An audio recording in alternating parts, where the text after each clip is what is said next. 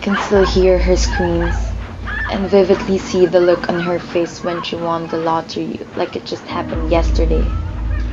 In reality, it has been 33 years since the last lottery, since the day Tessie Hutchinson died. I was only 12 years old then. I remember seeing Mr. Martins and his son Baxter help Mr. Summers with the paraphernalia, or what we as kids used to call as the big black box. The lottery had gone just as it always has, and everyone went back to their own jobs afterwards. There was nothing new about the lottery, which was why everyone was so shocked to see the words, "The lottery isn't fair, the lottery isn't right," in bold red paint vandalized all over the village walls a week after the lottery. I recognized Mr. and Mrs. Adams. They led the revolutionists who demanded that we should follow the others who have quit the practice of the lottery. We went back to the square, and the household heads voted whether or not we should quit the lottery. I had no doubt back then that keeping the lottery would win, and I was correct. We all thought that the revolutionists would stop, but we were mistaken. That was only the start of their revolution. The first life taken was Old Man Warner's, the oldest man in our village.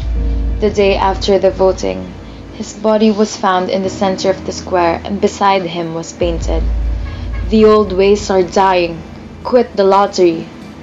The second was Mr. Summers, and that was when the people really began to panic. Taking advantage of the chaotic state of our village, the Adams took leadership and the people blindly followed them out of fear. Ever since then, we had not practiced the lottery ever again. The younger folk now would snicker at the mention of the lottery and say, "Took him long enough to realize it was crazy." I think they're the ones who are crazy. Ever since the village quit the lottery, we would have to walk the streets constantly checking behind us. Doors would always be locked, and we never leave the house without a pocket knife. The killings and crimes in our village increased and became worse every year. Back when there was still a lottery, ours was a peaceful village. Now, it has become a jungle and the people have become beasts. One person would suddenly have a desire to beat someone up, or worse, even kill. The people in our village have become like animals rampaging through the streets, destroying what they see and hurting those they pass.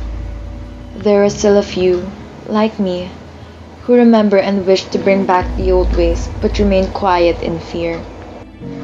Tomorrow is June 27th, exactly 34 years since Mrs. Hutchinson won the last lottery.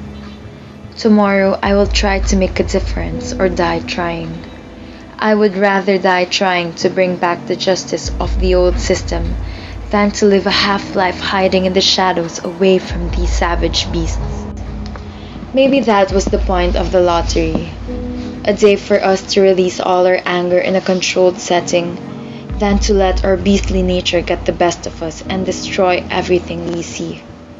We are only human, and what if we can no longer contain the anger and the emotions within ourselves?